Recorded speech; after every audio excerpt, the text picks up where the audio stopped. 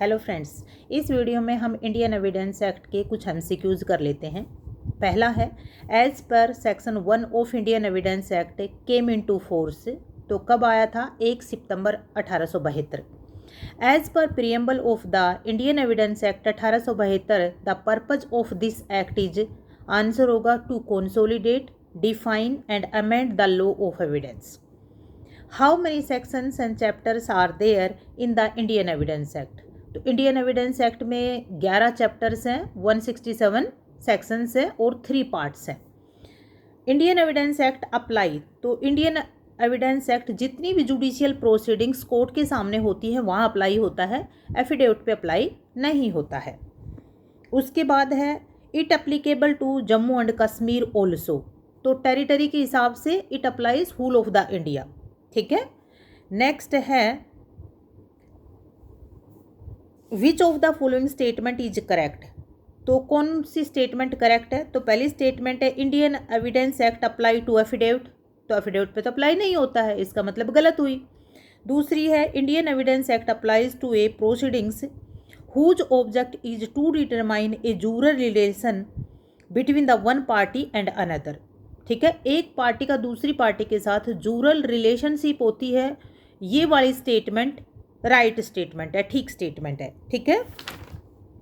उसके बाद है, Indian evidence act was drafted by. तो किसने ड्राफ्ट की थी? जेम्स स्टेफन ने। Any such fact which possesses probative force is called evidence. तो ये किसने कहा था? ये सामंड ने कहा था। ठीक है। The maxim falsus in uno falsus is omnibus. तो ये क्या है? इसमें ऑप्शन दिए हैं, तो इसमें से क्या करेक्ट ऑप्शन है? Number 1, a sound rule of evidence. Number 2, a sound rule of law. Number 3, A B दोनों। 4 है डी। तो देखो, ये जो मैक्सिम है, फाल्सस इन यूनो फाल्सस इन ओमनिबस, ठीक है, ये एक रूल ऑफ एविडेंस है, रूल ऑफ लॉ नहीं है। रूल ऑफ लॉ क्यों नहीं है? क्योंकि भारत में एप्लीकेबल नहीं होता है। ठीक है, ये इंग्लिश लॉ की मैगजीम है और इंग्लिश लॉ में एप्लीकेबल होती है, भारत में ये एप्लीकेबल नहीं होती है। इसका मतलब ये नहीं है कि भाई इंग्लिश लॉ की है इसलिए एप्लीकेबल नहीं होती है, लेकिन अपने यहाँ एप्लीकेबल नहीं होती है। उसका कारण है क्योंकि कोर्ट का क्या काम होता है? बहुत सारे फैक्ट्स होते हैं, बहुत सारी एविडेंस होती है, तो क्या सच बात है क्या झूठ बात है। एक विटनेस ने बहुत सारी बातें बताई हैं, उसमें कुछ बातें सच हैं, कुछ बातें झूठ हैं, तो जज का काम है अपना दिमाग लगा के सच और झूठ को अलग अलग करना। और ये वाली जो मैक्सिम है वो क्या कहती है? या तो एक बात सच होगी या एक बात झूठ होगी। तो झूठ को झूठ में लिया जाएगा, सच को सच में लिया जाएगा। ठीक है। तो ऐसा नहीं है कि भाई एकदम सारी बात ही सच हो, तो उसमें से निकालनी पड़ती हैं। ठीक है। नेक्स्ट है, point out the correct answer. तो करेक्ट आंसर क्या है इसमें? कि लॉ ऑफ एविडेंस इज, तो ये तो हमें पता है लेक्स फोरी लॉ है। ठीक है, law of evidence lex fori है। Indian evidence act 1872 is not exhaustive, many rules relating to law of evidence are contained in.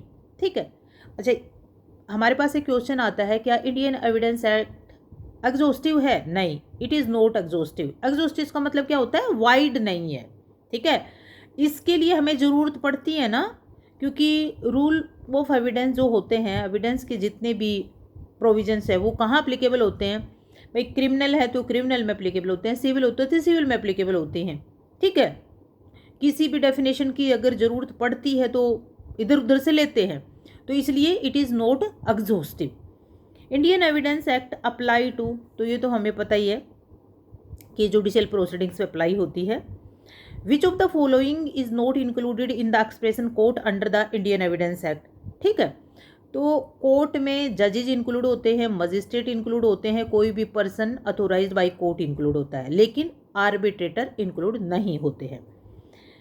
Indian evidence act expression court means, तो इसमें भी वही है कि जो आर्बिट्रेटर है वो इंक्लूड नहीं होते हैं। अच्छा जी, फिर उसके बाद in relation to expression defined in section 3 of Indian evidence act which of the following statement is not correct, तो इसमें स्टेटमेंट दे रखी है कि कौन सी करेक्ट नहीं है।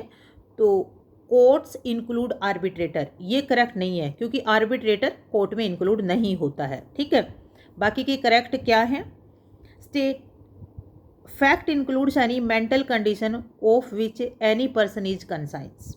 ठीक है, करेक्ट है क्योंकि मेंटल कंडीशन में जो भी हमारी फीलिंग्स होती हैं, सेंसेस होती हैं, उनके अकॉर्डिंग जो भी बातें होती हैं वो फैक्ट होती हैं। Any inscription on a metal plate is a document, yes ये डॉक्यूमेंट होता है। ठीक है, a fact is said to be not proved when it is neither proved nor disproved. ठीक है, ये भी ठीक है। ठीक है, अच्छा जी, which one of the following is not included within the definition of term court Indian evidence act. तो यही क्वेश्चन फिर घुमा के आ गया है कि क्या इंक्लूड नहीं है। ठीक है, आर्बिट्रेटर इंक्लूड नहीं है।